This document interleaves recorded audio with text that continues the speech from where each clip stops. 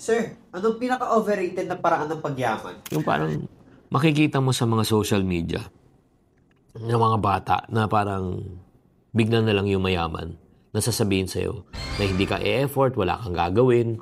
Sobrang budol yun. Para sa akin, no, may mga kabataan nga na kumikita ng ganun. Pero in other words, meron silang natutunan Natumbok nila Especially sa panahon ng social media. Like for example, perfect example niyan, yung nagbebenta ng kangkong chips.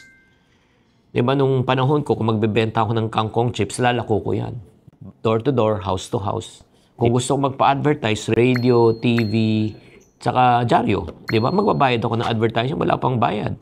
Kung ilalagay ko sa supermarket, ang dami kong babayaran. Listing fee, acceptance fee, lahat ng mga fee, promotional fee, marketing fee. Ubos ako. Pero ngayon, dahil nga sa social media, that's number one.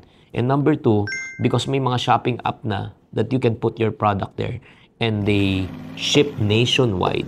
So, talagang pwede ka na talagang kumita.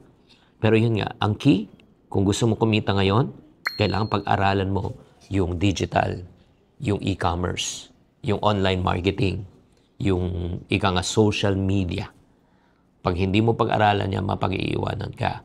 So, I think, overrated pag iisipin mo na madali siya na hindi ka mag-aaral. Okay? Kaya, pwede kang yumaman, pero dapat pag-aralan mo muna.